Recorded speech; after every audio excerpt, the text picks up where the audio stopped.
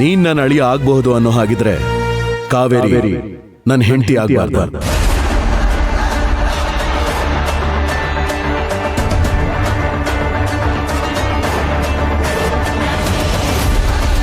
ನಾನು ನನ್ನ ಜೀವನದಲ್ಲಾಗ್ಲಿ, ಮನೆಯಲ್ಲಾಗ್ಲಿ, ಕಂಪನಿಲಾಗ್ಲಿ ಅವ್ರ ಆಸ್ತಿ ಅಂತಸ್ತನ್ನು ನೋಡಿ ಸ್ಥಾನ ಕೊಡೋದಿಲ್ಲ.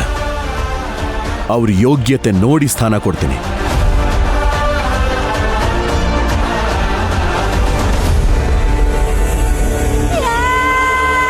ನಿನ್ನ ಯೋಗ್ಯತೆಗೆ ನೀನು ಅಳಿಯ ಆಗಿದೆಯ. ಕಾವೇರಿ ಯೋಗ್ಯತೆ ತಕ್ಕ ಹಾಗೆ ಅವಳು ನನ್ನ ಹೆಂಡತಿ ಆಗಿದ್ದಾಳೆ. ಅಪ್ಪ, ನೀವು ಕಾವೇರಿನ ನನ್ ಗಂಡಂಗ್ ಹೋಲಿಸ್ತಾ ಇದ್ದೀರಾ. ಪ್ರಬಲ ವಿತೌಟ್ ಎನಿ ಎಕ್ಸ್ಪೆಕ್ಟೇಷನ್ ನಮ್ ಮನೆಗೋಸ್ಕರ, ನಮ್ ಕಂಪನಿಗೋಸ್ಕರ ಇಷ್ಟು ವರ್ಷ ದುಡ್ದಿದ್ದಾನೆ. ಅದ್ ನಿಮಗ್ ಗೊತ್ತಿಲ್ವಾ? ಹಾ, ಇದ್ರಲ್ಲೇ ಗೊತ್ತಾಗ್ತಿದೆ ಈ ಕಾವೇರಿ ನಿಮ್ಮನ್ನ ಎಷ್ಟು ಮರಳ್ ಮಾಡಿದಾಳೆ ಅಂತ. ಮರಳ್ ಮಾಡೋದ್ರಲ್ಲಿ, ಮೋಸ ಮಾಡೋದ್ರಲ್ಲಿ, ಅವಳಿಗೇನ್ ಬೇಕೋ ಅದನ್ನ ಪಡ್ಕೊಳ್ಳೋದ್ರಲ್ಲಿ ಅವಳನ್ನ ಮೀರ್ಸೋರು ಯಾರು ಇಲ್ಲ. ಇವ್ರನ್ ಬಿಟ್ಟು ಅವ್ರನ್ ಬಿಟ್ಟು ಇವ್ರು ಯಾರು ಅಂತ ಅವಳಿಗೆ ಬೇಕಾಗಿರೋದನ್ನ ಪಡ್ಕೊಳ್ಳೋದಕ್ಕೆ ಎಲ್ಲಾರನ್ನೂ ಚೆನ್ನಾಗಿ ಬಳಸ್ಕೊತಾಳೆ.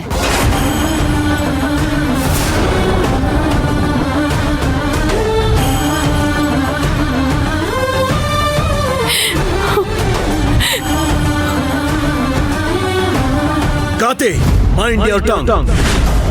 ನೀನೇನ್ ಮಾತಾಡ್ತಿದ್ಯಾ ಅಂತ ಗೊತ್ತಿದ್ಯಾ?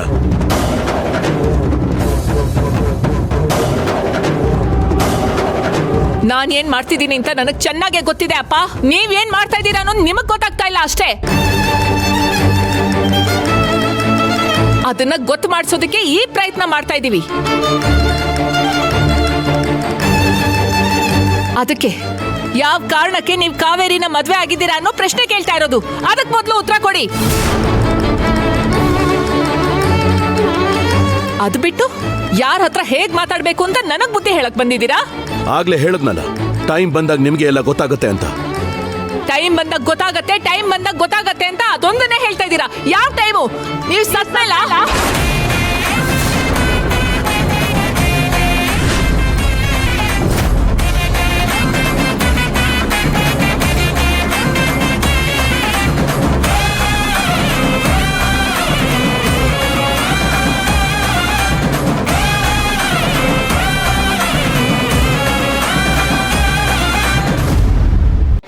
ಜೀವನದಲ್ಲಿ ಒಂದು ಹೆಜ್ಜೆ ಇಡೋದಕ್ಕೆ, ಒಂದು ನಿರ್ಧಾರ ತಗೊಳ್ಳೋದಕ್ಕೂ ಮುಂಚೆ 100 ಸಲ ಯೋಚನೆ ಮಾಡ್ತಾ ಇದ್ದೆ.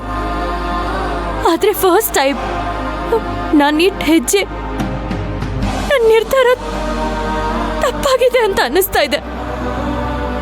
ಸಾವಿರಾರು ಕುಟುಂಬದ ಸಂತೋಷಕ್ಕೋಸ್ಕರ, ಅವ್ರ ಒಳ್ಳೇದಕ್ಕೋಸ್ಕರ ರಾಮ್ ಸರ್ ಹೆಂಡತಿಯಾಗಿ ನಡ್ಸೋದಕ್ಕೆ ಜಾಸ್ತಿ ಯೋಚನೆ ಮಾಡದೆ ಒಪ್ಕೊಂಬಿಟ್ಟೆ.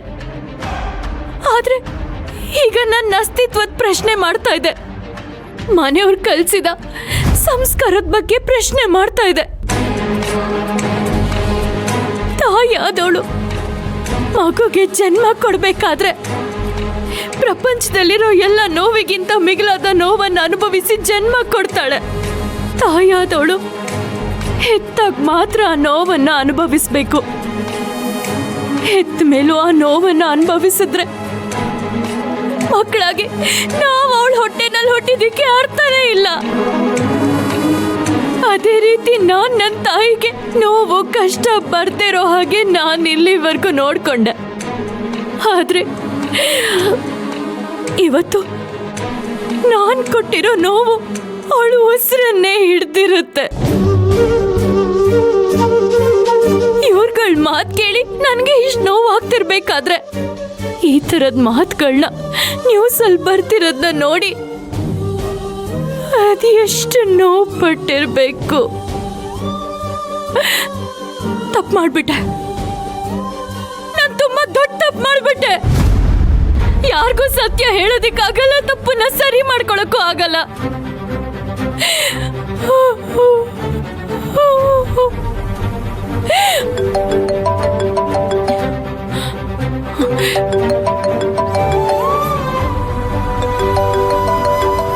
ಪ್ರಿಯಾ ಯಾಕೆ ಕಾಲ್ ಮಾಡ್ತಿದ್ದಾಳೆ? ಈ ವಿಚಾರ ಕೇಳಕ್ಕೆ ಕಾಲ್ ಮಾಡ್ತಿದ್ದಾಳೆ.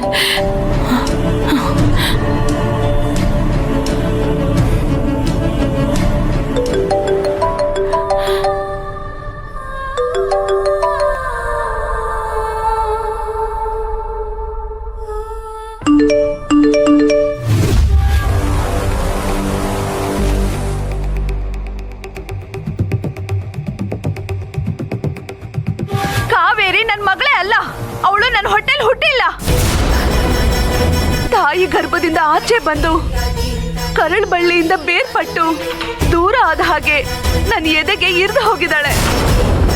ಆ ಕ್ಷಣನೇ ಅವಳು ನನ್ನ ಪಾಲಿಗೆ ಸತ್ತೋದ್ಲು.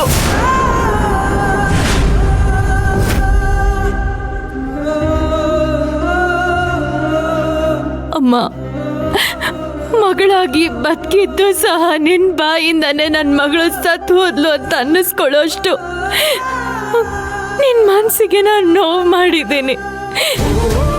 ದಯವಿಟ್ಟು ನನ್ನನ್ನು ಕ್ಷಮಿಸಮ್ಮ, ಕ್ಷಮಿಸು.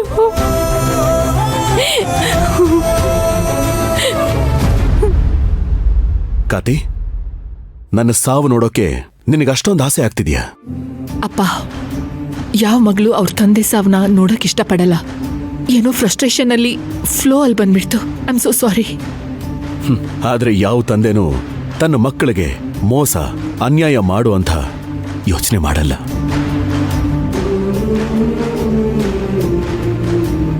ಅವನು ಏನೇ ಮಾಡಿದ್ರೂ ಅದು ಅವನ ಮಕ್ಕಳ ಭವಿಷ್ಯಕ್ಕೆ. ಆ ಕ್ಷಣಕ್ಕೆ ಅದು ತಪ್ಪು ಅಂತ ಅನಿಸ್ಬಹುದು, ಆದರೆ ಫ್ಯೂಚರಲ್ಲಿ ನಮ್ಮಪ್ಪ ಇದು ನಮ್ಮೊಳ್ಳೆದಕ್ಕೆ ಮಾಡಿದ್ದು ಅಂತ ಆಗ ನಿಮಗೆ ಅರ್ಥ ಆಗುತ್ತೆ.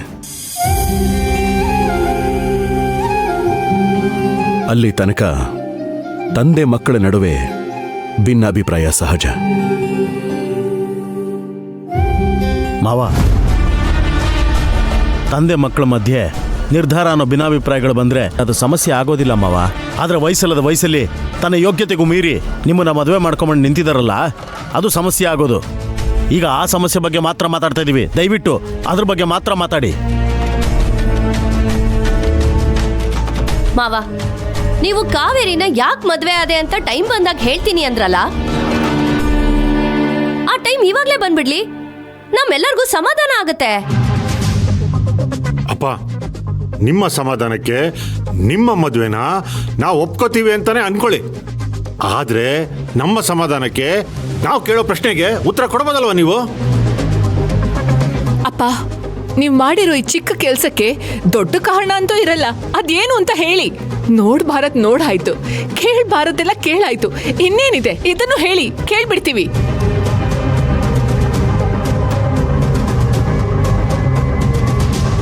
ಆಯ್ತು, ಕಾವೇರಿನ ಮದುವೆ ಆಗಿದ್ದಕ್ಕೆ ನಿಜವಾದ ಕಾರಣನ ನಾನು ಹೇಳ್ತೇನೆ.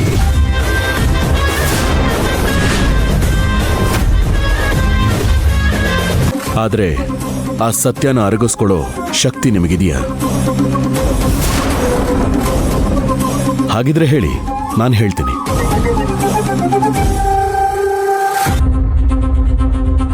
ಇದೇನ್ ಮಾವ, ಸತ್ಯ ಹೇಳ್ತೀನಿ ಅಂತಿದ್ದೀರಾ, ಪೀಠ್ಕೇನು ಹಾಕ್ತಾ ಇದ್ದೀರಾ?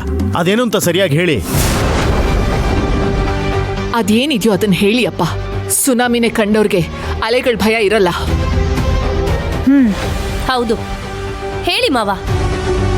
ಹೌದಪ್ಪ, ಅದೇನು ಅಂತ ಹೇಳಿ. ನಿಮಗೆಲ್ರಿಗೂ ನಾನು ಕಾವೇರಿನ ಮದುವೆ ಆಗಿದ್ದು ದೊಡ್ಡ ಸಮಸ್ಯೆ ಅಲ್ಲ. ಅದಕ್ಕೆ ಮಿಗಿಲಾಗಿ ಅವಳನ್ನ ನನ್ನ ಸಕ್ಸಸರ್ ಆಗಿ ಅನೌನ್ಸ್ ಮಾಡಿರೋದು ನಿಮಗೆ ಅದನ್ನ ಡೈಜೆಸ್ಟ್ ಮಾಡ್ಕೊಳಕ್ಕಾಗ್ತಿಲ್ಲ. ಈ ಕಂಪನಿಗೆ, ಈ ಮನೆಗೆ ಅವಳನ್ನ ಯಜಮಾನಿ ಮಾಡಿರೋದನ್ನ ನಿಮಗೆ ಒಪ್ಕೊಳ್ಳೋದಕ್ಕಾಗ್ತಿಲ್ಲ. ಅವಳನ್ನ ಯಾಕೆ ಮದುವೆ ಆದ್ರಿ ಅನ್ನೋ ಪ್ರಶ್ನೆ ಜೊತೆ ಅವಳನ್ನ ಹೇಗೆ ಸಕ್ಸಸರ್ ಆಗಿ ಅನೌನ್ಸ್ ಮಾಡಿದ್ರಿ ಅನ್ನೋದು, ಅದೇ ನಿಮಗೆ ಕಾಡ್ತಿರೋ ಪ್ರಶ್ನೆ. ಇದನ್ನ ನನ್ನ ಹತ್ರ ಕೇಳೋಕಾಗದೆ ಕವರ್ ಮಾಡಿಕೊಂಡು ಕಾವೇರಿನ ಯಾಕೆ ಮದುವೆ ಆದ್ರಿ ಅಂತ ಎಲ್ರೂ ಒಂದೇ ಸಮ ಪ್ರಶ್ನೆ ಮಾಡ್ತಿದ್ದೀರಾ.